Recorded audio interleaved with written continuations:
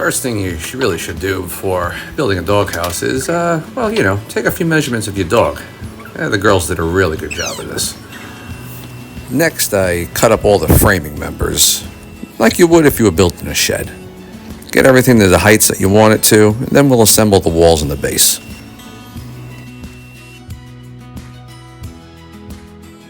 Jenga. Be careful, kid. After our first unsuccessful mock-up, this is the overall shape of the doghouse that we decided on. And now it's on to assembly, with a little help from the girls. Unfortunately, right after this portion of the build, the girls just didn't have time to help out their old man in the shop anymore.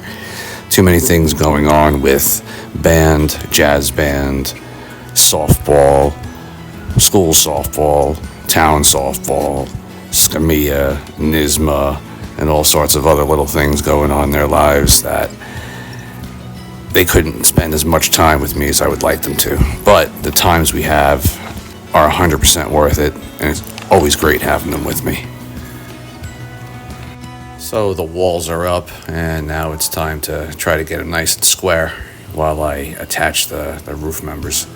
I use like a 15-degree angle here in order to be able to have a flat face on the front and back of the roof, so I can build sort of like a drip edge soffit around the entire doghouse.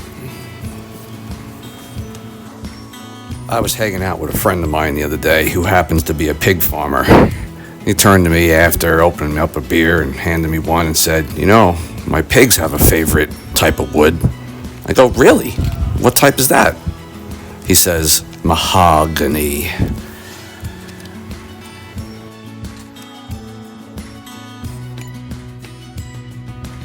Look what we got here. We have some T111 or textured 111, whatever you want to call it. And I use that to skin the entire doghouse.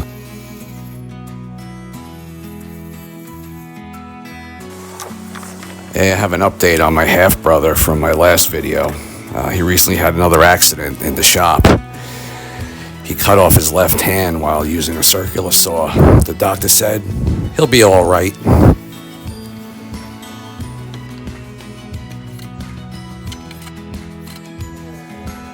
After some precise measuring, and then figuring out that all I really needed to do was lay this thing down on top of this board and trace it in order to make the accurate cutouts.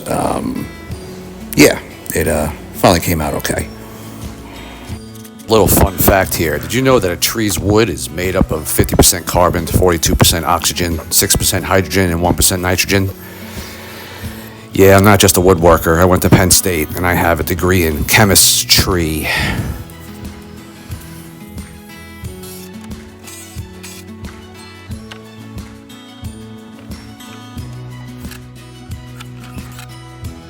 And of course, now it's time to cut and attach the bottom.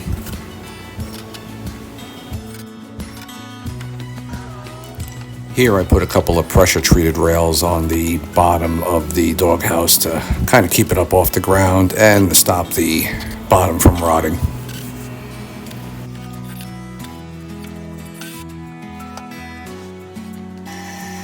Here I cut over some T111 strips I had previously ripped out on the table saw in order to make trim for all the corners around the rooftop, around the bottom of the doghouse, and also around the doggy door.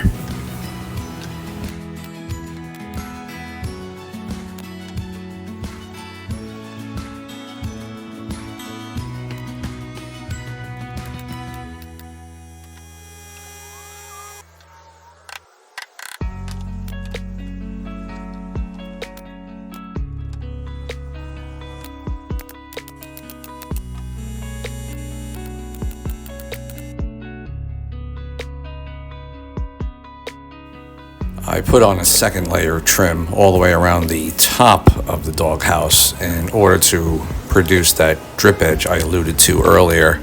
You'll see how that works out once I get the roof on.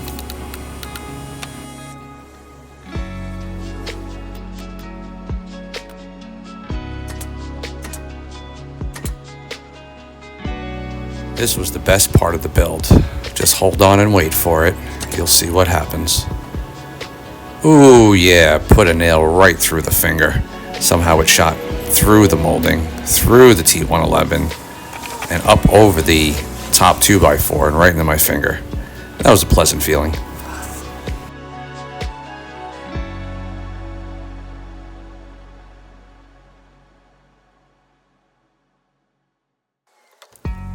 So I decided to do the roof of the doghouse as if you would do a roof on a shed or on an actual house. And because of that, the nails will protrude down through the plywood up top.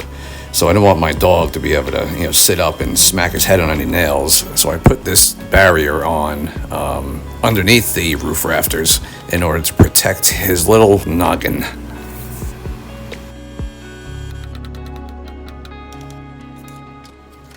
Here I am searching for some of that precious material that I like to use.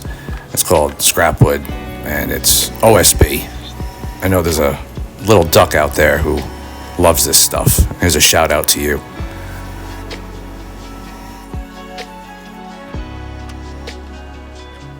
Have you heard of the new woodworker sports car? It's called the Lamborghini.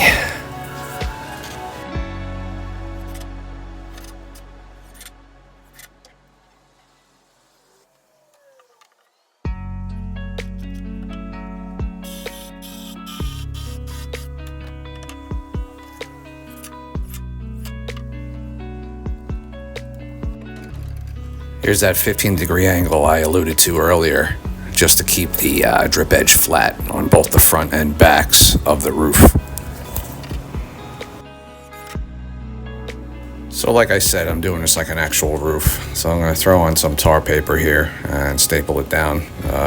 You can see it looks like it's been sitting around for a while. It's about as wavy as the ocean.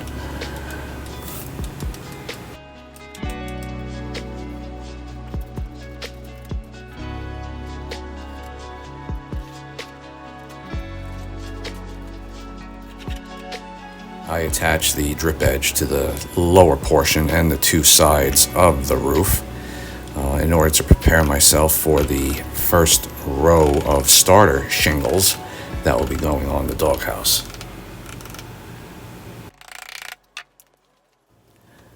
Just cut the tabs off some of your shingles and turn them upside down. You can use that as a starter strip.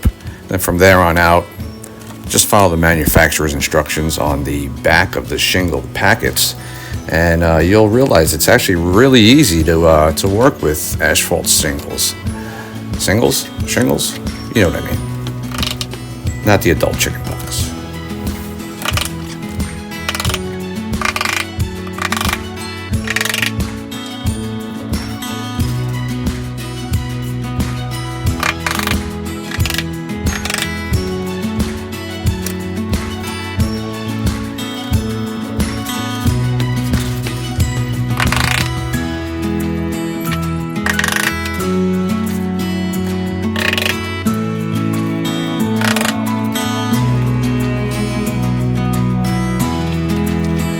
After you add that last row of shingles, you cut off the excess, and then you grab another piece of drip edge and attach that over top of the last row of shingles to ensure that any water that runs down the roof runs over top of the shingles, not underneath.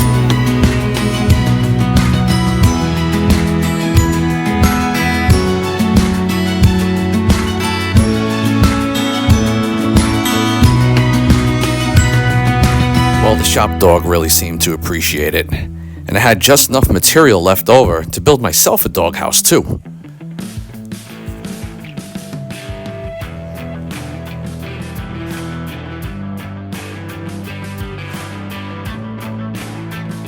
My shop dog's a pretty cool pet. I really love that little dude. But I also have a pet tree. Its bark is a lot quieter. Please like and subscribe.